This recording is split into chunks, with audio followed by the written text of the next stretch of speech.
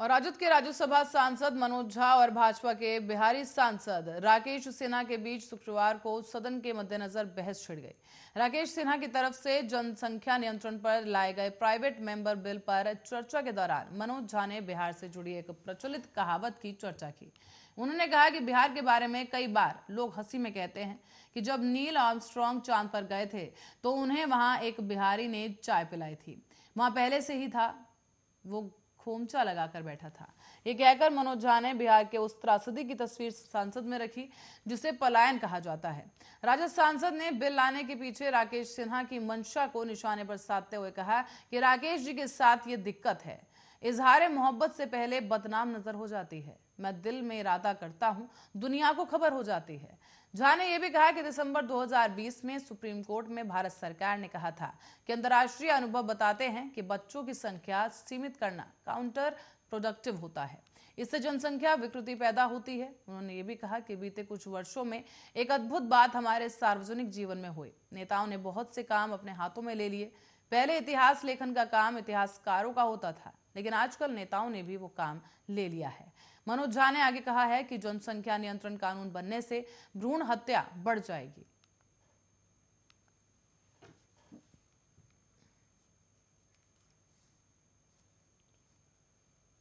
तो वहीं सरस्वती पूजा को लेकर सुरक्षा के व्यापक इंतजाम कर दिए गए हैं। जिले में करीब 669 स्थानों पर पुलिस की तैनाती की गई। भागलपुर की अगर बात करें तो भागलपुर सदर क्षेत्र में 73 और कहलगांव अनुमंडल में 25 स्थानों पर मजिस्ट्रेट तैनात किए गए हैं। अनुमंडल कार्यालयों में 8 फरवरी तक 24 घंटे कंट्रोल रूम कार्यरत रहेगा। और आपको बताते चलें कि जिला कंट्रोल रूम में आपात स्थिति से निपटने के लिए डीएसपी मुख्यालय के नेतृत्व में पुलिस पदाधिकारी और बल को अलर्ट मोड में रखा गया है। सभी संवेदनशील स्थानों पर जिले के वरीय अधिकारियों को लगाया गया। साथ ही सरस्वती पूजा को लेकर अनुमंडल कार्यालय में 24 घंटे कंट्रोल रूम कार्यरत होने के निर्देश दिए गए। ये 3 पालियों में 4-4 अधिकारियों को यहां पर तैनात किया गया है। जिला नियंत्रण कक्ष में डीएसपी मुख्यालय के अलावा 1 पुलिस निरीक्षक, 6 पुलिस पदाधिकारी, 1 प्लाटून सशस्त्र बल, 3 से 12 का लाठी बल और 1 टुकड़ी अग्निशमन दस्ता, 1 सेक्शन अनुग्रह दस्ता के साथ ही 1 बड़ी गाड़ी और 3 छोटी गाड़ियों के साथ तैनात रहेंगे। साथ ही आपको बताते चलें कि सार्वजनिक स्थलों पर सरस्वती पूजा का आयोजन नहीं होगा। जिलाधिकारी सुब्रत कुमार सेन ने कहा है कि कोरोना प्रोटोकॉल के अनुपालन के लिए सार्वजनिक स्थलों पर जनहित में सरस्वती पूजा का आयोजन नहीं किया जाएगा। सरस्वती पूजा के दौरान डीजे के उपयोग पर पूरी तरह से प्रतिबंध होगा। सभी डीजे संचालकों से इस आशय पर बंद पत्र भी लिया गया था। जिलाधिकारी ने संवेदनशील स्थानों पर अतिरिक्त चौकसी बढ़ाने के भी निर्देश दिए। सरस्वती पूजा के मद्देनजर विधि व्यवस्था बनाए रखने के लिए पूजा के दौरान डीजे, अश्लील गाना और भड़काऊ कार्टून पर प्रतिबंध लगा दिया गया है।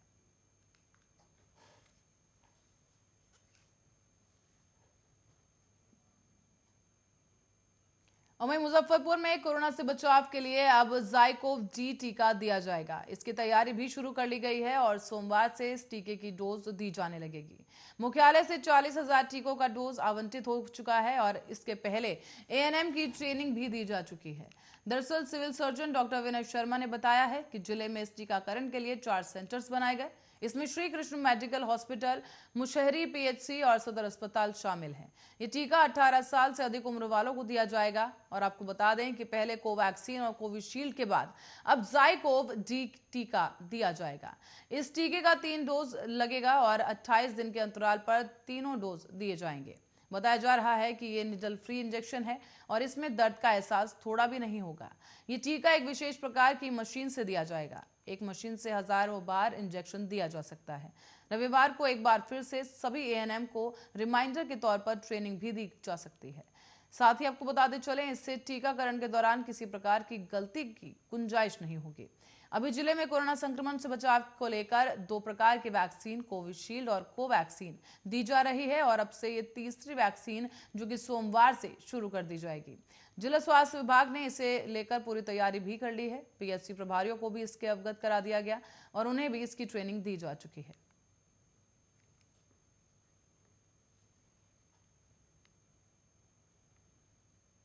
और आरआरबी एनटीपीसी अभ्यर्थियों के बीच परीक्षा नियुक्ति, पद, मेरिट और रिजल्ट को लेकर पसरे हुए डाउट को क्लियर करने के लिए रेलवे की ओर से किया गया जंक्शन पर काउंटर लगा दिए गए हैं। अब लेकिन कोई भी अभ्यर्थी उस काउंटर का अब तक लाभ नहीं उठा सका है। इस बात से रेलवे का पर्सनल डिपार्टमेंट खासा परेशान है। बीते 26 जनवरी से ही ये जंक्शन पर डाउट क्लियर करने और अपनी बातों को रखने के लिए आउटरीच काउंटर खोले गए हैं, पर उस काउंटर पर अब तक एक भी अभ्यर्थी ने ना तो अपना डाउट शेयर किया, ना ही अपनी बात ही रखी है। हर दिन काउंटर खुलते हैं और शाम को बंद हो जाते हैं, एक भी अभ्यर्थी नहीं पहुंचता। खास बात यह रही कि पर्सनल डिपार्टमेंट के अधिकारी गया शहर में चल रहे कोचिंग संस्थानों के संपर्क कर कैंडिडेट्स को आउटरीच कैंप भेजने की बात कर रहे हैं।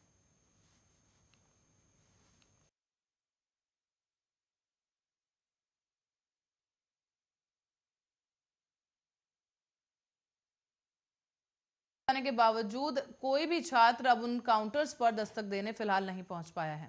उल्टा पर्सनल डिपार्टमेंट के अधिकारियों को कई कोचिंग संस्थानों की ओर से देख लेने की धमकी भी दी गई। 26 जनवरी को गया जंक्शन पर अभ्यर्थियों ने जबरदस्त तरीके से प्रदर्शन करते हुए ट्रेन में आग लगा दी थी। इसके बाद से पुलिस हरकत में आई और 10 लड़कों को जेल भेज दिया गया।